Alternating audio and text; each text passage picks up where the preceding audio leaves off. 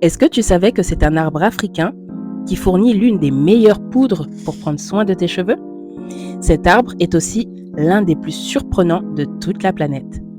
Alors pour le découvrir et connaître la recette d'un masque topissime, ça se passe dans cette vidéo.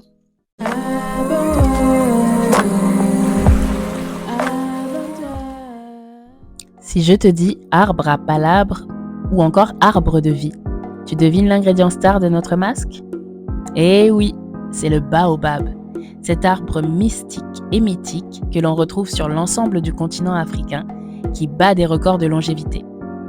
C'est un arbre sacré dans de nombreuses cultures comme au Sénégal par exemple. Tout sur le baobab s'utilise, pulpe, graines, écorce, feuilles, racines. Un véritable arbre médecin aux vertus thérapeutiques impressionnantes. Aujourd'hui, le focus se fait sur ses feuilles réduites en poudre.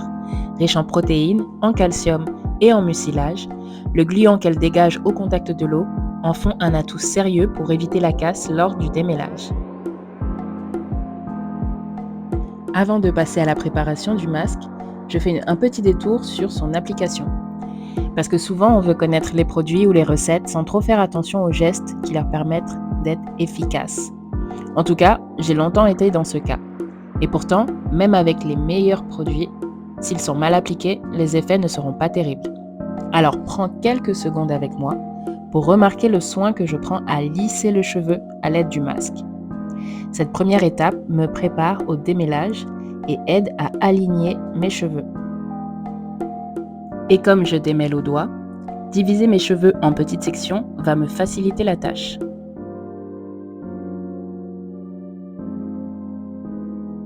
Démêler en douceur, quand comme dans mon cas on a des chutes de cheveux hormonales ou pour d'autres causes, va permettre de limiter la casse et donc retenir un maximum de longueur. Et pour ça, je sépare mes cheveux mèche par mèche pour retirer les nœuds et les cheveux morts.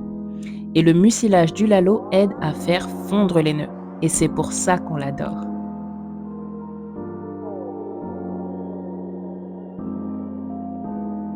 Au fait, si jusqu'ici tu as apprécié le contenu de cette vidéo, ou que tu as appris quelque chose, je t'invite à aimer la vidéo et à t'abonner si ce n'est pas déjà fait. Enfin, une fois ma section démêlée, je fais une vanille et je passe à la suivante.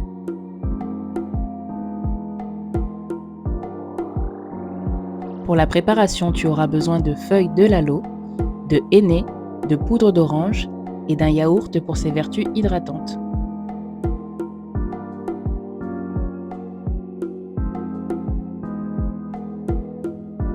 Je vais mélanger dans un bol mes poudres avec de l'eau chaude, avant d'y ajouter le yaourt et le miel. On ne le voit pas sur la vidéo, mais j'ai également mis une cuillère à soupe d'huile de palme rouge. Et je fouette le tout jusqu'à obtenir un mélange homogène. En plus des nombreuses vertus des feuilles de lalo, j'ajoute du henné pour venir fortifier mes cheveux et les densifier. La poudre d'écorce d'orange, elle, servira à les assouplir. Le yaourt m'aide à contrer les effets asséchants des poudres et le miel aide à attirer et retenir l'hydratation dans mes cheveux.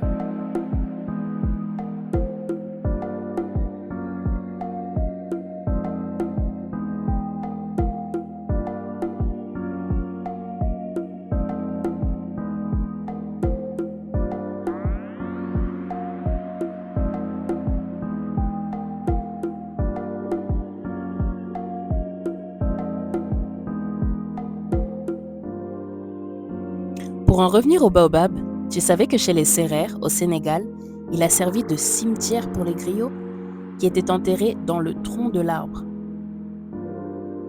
On dit aussi, dans différents pays et cultures en Afrique, qu'il abrite les esprits des ancêtres.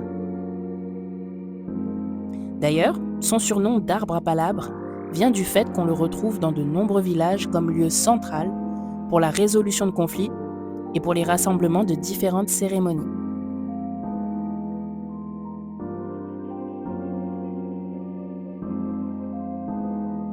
Du coup, quand l'arbre est considéré comme sacré, ses feuilles sont parfois interdites à la cueillette et seuls les fruits et les feuilles qui tombent d'eux-mêmes peuvent être récoltés.